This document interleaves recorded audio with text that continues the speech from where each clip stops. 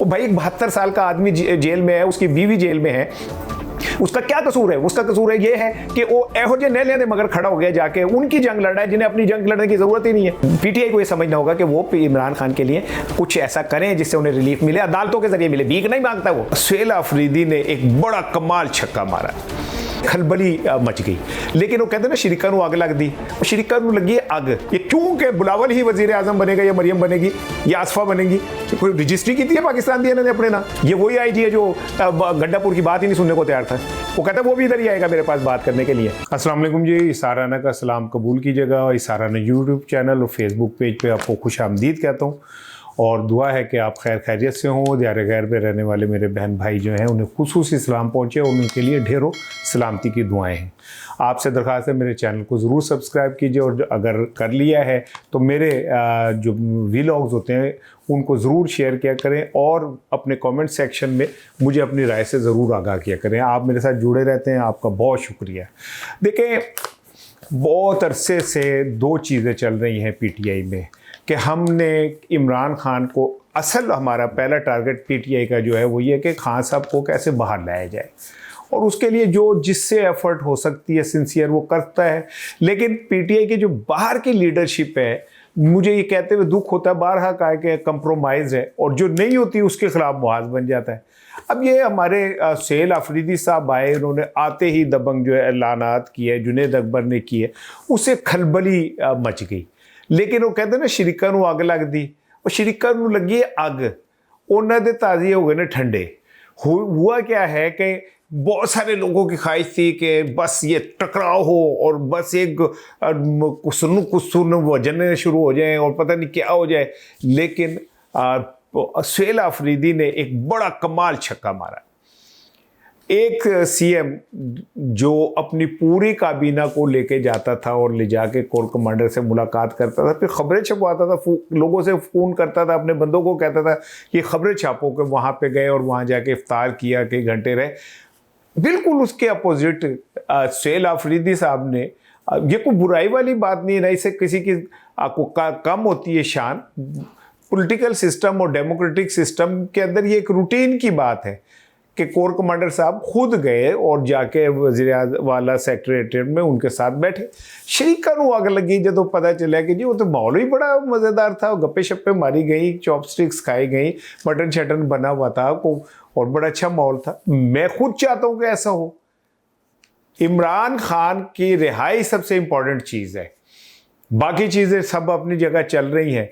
और अगर ये टकराव के इमरान खान बाइज्जत तरीके से अदालतों के जरिए बाहर आ जाए तो ये कोई बुरी बात नहीं है।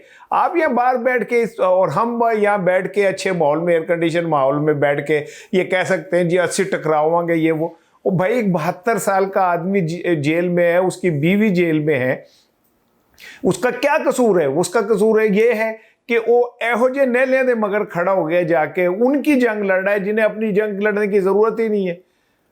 हम वो गुलाम हैं जिन्हें अपने जंजीरों से मोहब्बत होती है। इमरान खान वो जंजीरें तोड़ना चाहता है, इस मुल्क के अंदर डेमोक्रेटिक सिस्टम लाना चाहता है, नौजवानों की जिंदगी बहाल करना चाहता है। ये क्यों कि बिलावल ही वजीर आजम बनेगा या मरियम बनेगी या आसफा बनेगी? कोई रजिस्ट्री की थी है पाकिस्तान दी इन्होंने अपने ना, ठेके पे लिया हुआ है पाकिस्तान, पंजाब या सिंध, कोई और क्यों नहीं बन सकता? उसने साबित किया कि उसने तौनसा से एक बंदा उठाया बकरियां चराने वाला और उसे वजीर आला बना दिया। उसने एक लड़का उठाया पढ़ा लिखा जिसका बैकग्राउंडर साफ सुथरा था, 5-5.5 मरले के घर वाला था, उसे वजीर आला बना दिया। इस पाकिस्तान की हिस्ट्री में ऐसी मिसालें मिलती हैं। वो आपकी कौन सी जंग लड़ा है आप सोच नहीं सकते। अब बार नारे लगाए जाएं, ची गवेरा बने जाएं, इनकलाबी बने जाएं, और जिसके ऊपर गुजरती है वो जानता है एक दिन जो है जेल में गुजारना मुमकिन नहीं होता। ये जितने बड़े अपने आप को फिलासफर और दानिश्वर बनते हैं ना, 1 घंटा इन्हें कमरे में बंद कर दिए जाए ना, चीका निकल जान, कुत्ती चीका तुसी बाहर तिकर सुनो। एक बंदा है 2.5 साल से जेल में है, वो इंसान है। हमें इसको समझना होगा कि हमें पीटीआई को ये समझना होगा कि वो इमरान खान के लिए कुछ ऐसा करें जिससे उन्हें रिलीफ मिले, अदालतों के जरिए मिले, भीख नहीं मांगता वो। एनीवे, आपके सीएम साहब ने बड़ा छक्का मारा और अब वो कहते हैं कि जी कि आईजी भी आएगा मेरे कमरे में। ये वही आईजी है जो गंडापुर की बात ही नहीं सुनने को तैयार था। वो कहता वो भी इधर ही आएगा मेरे पास बात करने के लिए। तो सीएम ने अपनी अथॉरिटी जो है वो तो बता दी। दूसरी गल है वे कि ये जो रोला पड़ा हुआ है ना लोगों के पेट में, जी काबीना का ऐलान नहीं हो रहा, काबीना का ऐलान भी होने जा रहा है। आज हलीमा खानम साहिबा ने ये इंडिकेट कर दिया, इंदिया दे दिया कि हमें हिदायत आ गई है, सीएम जो है काबीना बनाने जा रहे हैं। शुरू में 8-9 अफराद की काबीना होगी जिसमें झगड़ा साहब, तरक्की साहब और मुजम्मिल असलम और शायद बैरिस्टर सैफ, ये लोग इनिशियली शामिल होंगे। तो वो अपने पत्ते आहिस्ता आहिस्ता खेल रहा है और बड़े चंगे अंदाज ही खेल रहा है, कोई अड्डी गल नहीं की। हाँ, और ये ज़रूर है कि वो ऐसा खिलाड़ी है जिसने अपने पत्ते ऐसे करके लगाए हुए, किसी को देखने नहीं दे रहा कि हो क्या रहा है। बाकी सरहद KPK के अंदर एक खलबली मची। अब हूं तो खलबली का की नतीजा निकले, मैंने दसा अपने अंसार अब्बासी साहब, वो मैं नहीं बोलती मेरे च मेरा यार बोलदा, बुरा ना बनाना लोगों मेरी गल दा, मेरे ते नहीं हूँ मेरा जोर चलदा, कोई गल करे चित कन भी ना तरे, मैनू हर वेले चेता रहिंदा ढोल दा। अब वो ढोल साहब के वो ढोल बजा रहे, उन्होंने आज फिर एक खबर छाप दी कि जनाब बड़ी फ्रस्ट्रेशन है PTI के अंदर, और वो जुनेद अकबर और सुहेल अफरीदी के बयानात से एक फ्रस्ट्रेशन है। फिर जो उन्होंने नाम लिए तो वो नाम वही है जो ऑलरेडी पहले ही ये सब कुछ कर रहे थे। भाई गंडापुर का भी नाम है तो गंडापुर तो जाहिर है फ्रस्ट्रेट होगा ही होगा। शिबली फराज वो एक जगह पहले से खड़े हुए। सो ये कोई नई बात नहीं है जिसके ऊपर आप सारा बासी साहब को फिर पेट में बासी कड़ी में जो है उबाल उठने शुरू हो जाते हैं। और ये एक फ्रस्ट्रेशन है एक्चुअली। आप समझें कि बहुत सारे लोग पाकिस्तान की सहाफ़त में जो बोल रहे होते हैं उसके पीछे आप उन खबर पे ना जाएं, आप खबर के पीछे जो खबर होती है उसके ऊपर जाएं, आपको समझ आ जाएगी कि कौन क्या कर रहा है। आपको पता है कि वो किसी दौर में माजी में जब हम बड़ी बूढ़ियाँ जो थी वो नहाती थी तो वॉशरूम हमारे जैसे लग्जरियस तो नहीं होते थे, तो वो सैन में चरपाइयाँ खड़ी करके और वो नहाती थी और वो बाल्टी में पानी होता था तो वो जल्दी जल्दी अपने ऊपर डालते हुए कहती थी इधर कोई ना है, इधर कोई ना है, इधर कोई ना है। मकसद ये होता था कि मुश्तरी होशियारबाश हम अंदर जो है वो मजी जो है नहा रही है और वो अपनी आवाज़ से ये बता रही होती है कि भाई यहाँ पे इस टाइम आना जो है वो मना है।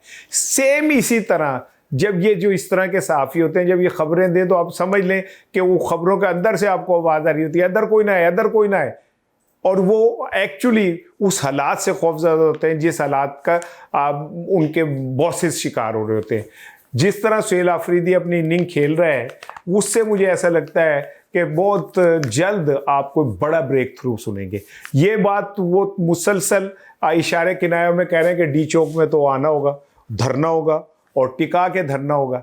अब ये एक अलग बात है कि कब होगा, और ये जो वो सज्जी दिखा के खब्बी कराना चाह रहे हैं, एक तरफ धरना होगा एक तरफ मामला बेहतर हो रहे हैं। ये आप समझें कि वो मतलब को मुंडा खुंडा नहीं है खाली कि उनको जी मुंडा खुंडा कहते बस एम ए टूरेंट है, वो कैलकुलेटेड गेम खेल रहा है अपनी। दूसरी जानिब हलीमा खानम साहिबा से आज वहाँ पे आके पुलिस अफसर ने उनके वारंट की तामील जो है वो करा ली है। लेकिन मैं ये एक सवाल है कि हलीमा खानम साहिबा के जो वकला हैं वो क्यों नहीं इस बात को मेक श्योर करते, जब वो इस्लामाबाद में भी हैं और जगह हैं तो वो पेश क्यों नहीं होते खुद। एक के मामले को इतना लंबा करने की ज़रूरत क्या है? हलीमा खानम की पार्टी को ज़रूरत है, अगर वो गिरफ्तार हो जाती हैं तो बहुत सारे मामला जो हैं वो मुश्किल पेंडिंग में चले जाएंगे। हालांकि इमरान खान अब डॉक्टर नौरीन के ज़रिए अपनी सारी बात कर रहे हैं, आज भी डॉक्टर नौरीन को खुसूसी तौर पे जाने की इजाज़त मिली, लेकिन हलीमा खानम साहिबा का बाहर रहना बहुत ज़रूरी है। उसका उनके वकला को इसे प्रोफेशनली देखना होगा। हर चीज़ को हम बहुत ज़्यादा एडवेंचरस करने की ज़रूरत नहीं है। आप वकला अदालतों में जाएं, जाके उनके हवाले से जो अदालती ज़रूरियात हैं वो पूरी करें, इसमें ऐसी कौन सी बात है। अब एक आखिरी बात सुन लें। अब मैं बहुत दिनों से कह रहा था कि पाकिस्तान में और ख़ास करके पंजाब में सिक्योरिटी के हवाले से बहुत सारे इश्यूज़ चल रहे हैं, बहुत सारी अहम शख्सियात के हवाले से सिक्योरिटी को दोबारा जायज़ा लिया जा रहा है। अब मरियम साहिबा जो हैं उनके जो सिक्योरिटी का अमला था 10 का 10 वो तब्दील कर दिया गया है। ये बड़ी खबर है, बज़ाहिर अखबारात ने से बहुत छोटा सा छापा, लेकिन कहीं ना कहीं ये एहसास मौजूद है कि मरियम साहिबा को जो सिक्योरिटी मिलनी चाहिए वो बहुत ज़्यादा एतमाद वाली और ऐसे लोगों की होनी चाहिए जिन पे आंखें बंद कर ट्रस्ट कर दिया। ये अगर ख्याल पैदा हो रहा है तो ये क्यों हो रहा है, की चक्कर है गया अंदर खाते की ये ऐसा केड़ा खौफ है, केड़ा मसला है। ये बहुत इंपॉर्टेंट चीज़ है मैं समझता हूँ कि आज की कि 10 सिक्योरिटी एहलकार जो हैं वो बदले गए हैं और उनकी जगह नए लोग लाए। कहा जा रहा है कि जो नया सिक्योरिटी चीफ आया है आईजी पंजाब ने कहा कि मैं जिम्मेदारी लेना, ये मैं जैसे मुझ पे आप ट्रस्ट करती हैं इस पे करें। तो इसका मतलब है कि जो पिछले दिनों कुछ वाक़यात हुए हैं पंजाब में उसके बाद हसास इदारों को भी एहसास है कि कहीं ना कहीं से इसका रद्द-ए-अमल आ सकता है। और ये रद्द-ए-अमल क्या आ सकता है, माजी में इसकी बेशुमार हमारे साथ। अल्लाह सबकी हिफाजत करे, हमें किसी की जान से किसी से वो नहीं, अल्लाह सबको अपने हिफ्ज़-ओ-मान में रखे। सियासी तौर पे हम अपने पाकिस्तान की बका की जंग लड़ रहे हैं, डेमोक्रेटिक बहाली के लिए जंग लड़ें, उसमें जो लोग रास्ता रुकावट बने हुए हम उनके खिलाफ बात करेंगे तो गाजवाज के करांगे किसी ते काने ते है को नहीं। अभी मैंने पिछले दिनों एक प्रोग्राम में मैं था और आमिर इलियास राना थे और नसरुल्लाह मलिक साहब थे, तो उसमें जब ये बात हुई कि जनाब अली तमाम इदारों का एहतसाब होना चाहिए तो मैंने कहा जी करें बिस्मिल्लाह, मेरे को शुरू कर दियो। मैं सबसे पहले आपने आपको पेश करता हूँ, मेरे 40 साल जर्नलिज्म में हो गए, मेरे एहसास से देख लें अगर इनमें कोई फ़र्क आया हो, को बढ़ गए हो, चलो को वड्डी एक गड्डी नहीं ली हो में तो मुझे पकड़ ले। वो एक गांव में सैलाब आ गया तो जो चौधरी थे सर पे पंडे उठा के दौड़ रहे थे, तो मेरे जैसा एक जो था राणा वो छत पे बैठा हुक्का पी रहा था, गाने गा रहा था, तो किसी ने कहा राणा सैलाब आ गया है और सामान उठा और भाग। उन्हें कहा गुर्बत का आज ही तो मज़ा है ना, हमारे पास कोई सामान है ना, हमें भागना पड़ेगा। हम पाकिस्तान में रह के मैं अगर इतना बोलता हूँ तो इसलिए बोलता हूँ कि अल्हम्दुलिल्लाह अल्हम्दुलिल्लाह अल्लाह ताला सबकी इज़्ज़तें बाहर रखने वाला है, वही सबका मुहाफिज़ है, सबकी इज़्ज़तों का मुहाफिज़ है। लेकिन भाई हमने ना ताकतवरों के आगे हाथ फैला के को पैसे कमाए, ना हमने किसी इदारे का टाउट बन के उसके पैसे कमाए, ना हम किसी सियासी जमात के भोंपू बन के हमने पैसे कमाए। हम तो सबके सामने इसीलिए खुला बात करते हैं, इसीलिए अलान आवाज़ें लगाते और हम कहते हैं कि हाँ ठीक है, दिखाएं सब अपने आप दामन झाड़ के कि किसी बुक्कली चोर पे ने कौन कौन जो है वो सहाफत भी मंजी थले डांग फेरे ना। ये जो हम खबरें देते हैं, हम ख्वाहिशात पे मबनी खबरें देते हैं, हम लोगों के प्लानिंग के का हिस्सा टूल बनते हैं और फिर हम बड़ी बड़ी खबरें लगाते हैं, फ्रस्ट्रेशन फैल गई जी और संजीदा हल्के यूँ हो गए। भाई कभी आपने मुस्लिम लीग नून के हवाले से और पीपल्स पार्टी के हवाले से खबर दी है कि चचा भतीजे की लड़ाई किस सतह पे पहुंची हुई है? वो एक दूसरे के एक पेज पे नहीं है। वो मरियम साहिबा अपने प्राइम मिनिस्टर मुस्लिम लीग नून के रहनुमा की तस्वीर छापना पसंद नहीं करती अपने साथ। कभी आपने ये कहा है कि शहबाज शरीफ साहब मरियम साहिबा की वजह से परेशान है? मरियम साहिबा जब ये कहती हैं कि पंजाब में जो मैंने काम किया माजी में किसी ने नहीं किया, तो उसमें तो उनके चचा भी आते हैं जो यहाँ के वजीर आला रहे।